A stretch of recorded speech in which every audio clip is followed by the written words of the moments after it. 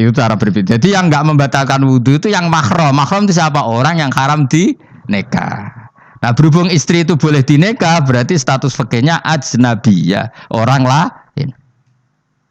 Paham ya? Soal oleh dijima itu karena ada akad tadi, akad nikah tadi.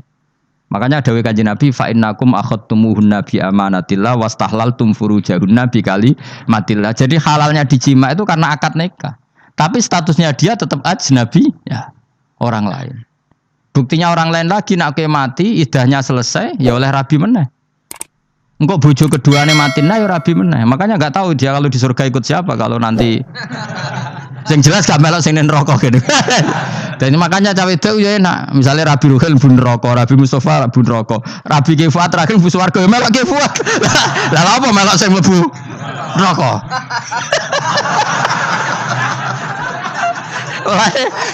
Wong wedok iso oportune sapa? Takoki pangeran, ki bojone sapa? Sing nang swarga sinten Gusti? Lha kok Fuad nggih niku mawon. Dhewe itu ya ana enake kok karek milih kok. Engko nek swargane beda kelas yo milih sing dhuwur.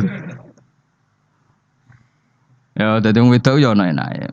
Nah, tapi kita sebagai wong alim iku nek ditakoki, Gus kalau saya haji gimana? Sebujum cekeli wae, pas tawaf iku intikal madhab. Jadi kita ini unik. Fatwa intikal madhab khusus tawaf. Ngono intikal khusus iku ya nama wong Indonesia ora. Makanya alhamdulillah kita ini ditugani wong alim-alim. Sampai intikal madhab saja kita punya referensinya. Terus ada lagi madhab Syafi'i yang agak ringan. Begini, aula mastumun nisa itu kan khitab pada subjek itu. Saya ulang lagi ya. Ada yang mengatakan aula mastumun nisa khitab pada subjek, pada pelaku. Allah tidak membicarakan objek. Itu kan urutannya ayat kan gini, wahai orang-orang yang beriman, jika kamu pelaku, ya jika kamu dari kamar mandi atau nguyuh ngising, maka wudu kamu batal. Oke, berarti kamu pelaku kan? Pelaku nguyuh dan pelaku ngising. Atau kamu memegang perempuan. Allah kan hanya cerita kamu, maka yang batal ya pemegangnya, bukan yang dipegang. Misalnya gini saya bilang kamu, "Ken kowe aja ngambung cawe wedok ayu." Ketika ruhen ngambung sing dosa sing ngambung apa sing diambung? Sing ngambung. Di mana-mana pelaku itu yang kena hukum. Sing diambung kan gak dosa, musibah kan? Wong diambung ruhen ku isin lho. Nah kan gak mungkin aku muni ngene. Misalnya saya jadi polisi Aceh, polisi syariat, kan gak bisa mentakzir perempuannya tadi. Ono wong ayu ning bis, ruhen gak kuat terus diambung. Ini yang ditakzir, kan kamu polisi syariat, yang ditakzir yang ngambung apa yang diambung? Sing ngambung. Meskipun ruhin so berdalih, salah mayu. Jajal kowe elek. Di mana-mana hukum itu hanya kena pelaku. Sehingga ada ulama yang berpendapat yang batal itu yang memegang, bukan yang dipegang. Sehingga dalam konteks kamu tawaf, kok disentuh perempuan, berarti yang menyentuh batal, kamu tidak. Atau kamu menyentuh perempuan, kamunya batal, yang disentuh. Maka ada ulama mengatakan aula masumun nisa wa hadal khitab muwajjahun lil lamis, yang memegang, bukan yang dipegang. Karena tren hukum kan pasti yang kena hukum itu yang pelakunya, bukan objek. Paham ya? Tapi kita sudah kadung Syafi'i, objeknya dibatalkan, subjeknya dibatalkan. Karena ya pikiran Imam Syafi'i ingin wong dabung ruhin, iku regane jatuh gak? Kira-kira masalah cocok ra cocok tetap jatuh. Artinya objek itu tetap kena efek, apa? Wis cocok ra cocok kan kenapa? Wis ngene misalnya gini. Ruhin wong hipersek, wong wis pokoke hiper. Terus dicekel wong Turki, ayu. Kira-kira dia dikrosno ta ora? Senajan to objek. Jawab. Lho angen-angen kowe ojo mikir ngono. Misale ya. Ruhin, Mustafa lah, khusuk lah. Kowe bos, kowe terus digandang wong wedok Turki ayu. Kroso gerjel ta ora? Kowe objek lah. Kroso.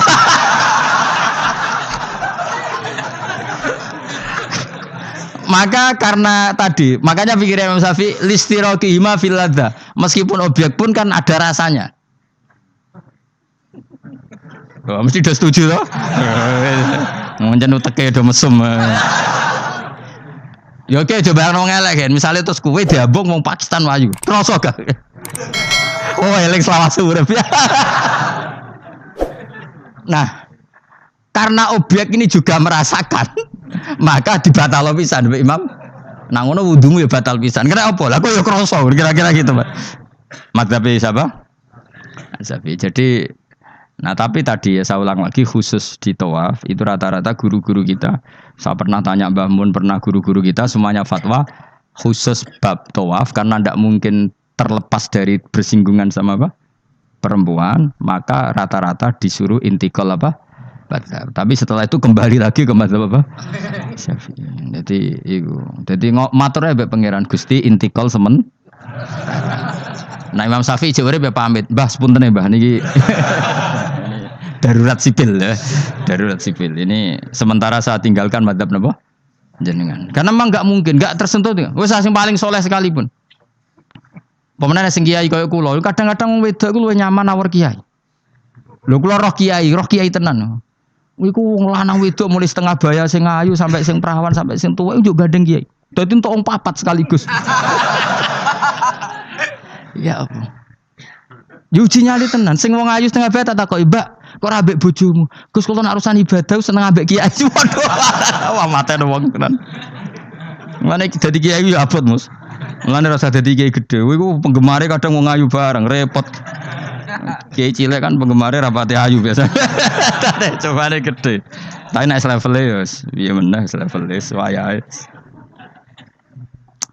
Serepot. Pangeran kersane. Wis ben ngono. Kabeh kersane pangeran. Saya ulang lagi ya. Kena ben dadi wali syarat nyifati Allah sing permanen. Ketika Allah mensifati dirinya al-hadi zat yang memberi petunjuk, maka sifat ini lazimah abadi ila yaumil. Maka apapun rusak dunia iki tetap akan ada orang baik ila yaumil. Bukan karena orang ini hebat, bukan. Wong zaman rusak kok tetap bukan. Karena Allah yang al-hadi. Sing hebat berarti Allah bukan kita. Coba kita hidup di zaman akhir. Wong wedok do katokan cekak. Fitnah kayak apa? Kayak apa fitnah kita di zaman akhir? Perkara apa dadi fitnah? Jagone ra dadi menteri geger. Nak jenenge dunya. Jadi jenenge dunya, tapi tetep do soleh. Wong ibadah tambah ke kaji lo antri. Padahal kaji 36 juta. Indonesia gua antri puluhan tahun. Saking hobinya ibadah. Orang kembali lho ndak antri. Udah lagi wong udo. Ke Ka'bah lho watu kotak. Antri. Oh, mulane banggalah jadi warga Indonesia. Bali lho wong Bali ora akeh wong udo. Wong ngomoro Bali antri to ora? Ora, setiap saat iso ning Bali kowe. Ape ro Ka'bah kotak. Antri. Berarti antusiasme wong ning Ka'bah ning Bali dhuwur ndi? Dhuwur Ka'bah. Berarti Indonesia antusias ning ibadah mbek wisata dhuwur ndi?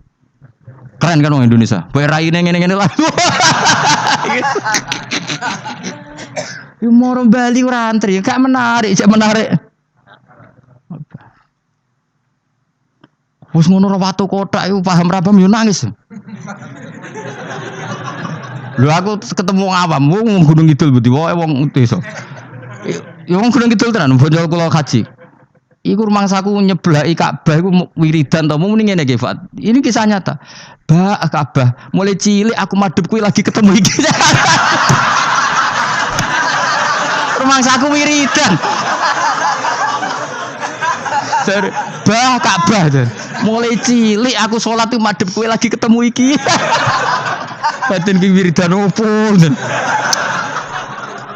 Iku mesti dikenang mbek Ka'bah. Jadi lagi ngalami mulane aku iku seneng mbek Gunung Kidul karena termasuk wiridan terbaik menurut saya.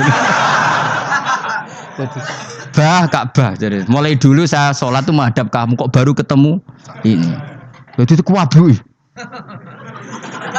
Akhirnya sing bingung sebagai wong alim Ka'bah iku mulatoh bitib Ka'bah iku dikloyoi minyak. Lagi bayar dam ora dul dong ini marah. Kowe sing kenaan kangen kene sing kepikiran fikih. Mergo ora oleh kena minyak. Mulan dadi kiai wabot. Aku sih beberapa Gusti khusus niki pokoknya bebas dong Gusti. Lah nak tak wajib bayar dam mesti kecewa kan? Oh kecewa yakin. Nyekel Ka'bah ora oleh iki ajaran apa malah repot ya. Semeneng ae. Pokoknya ngene iki Fat, atok ngerayu pangeran, yakin timbang ngerayu manusa atok ngerayu pangeran. Kula donga ya Allah maklumi kiai kamu ini, maklumi ulama engkau ini ya Allah untuk tidak fatwa secara jelas. Karena saya hidup di zaman yang tidak jelas.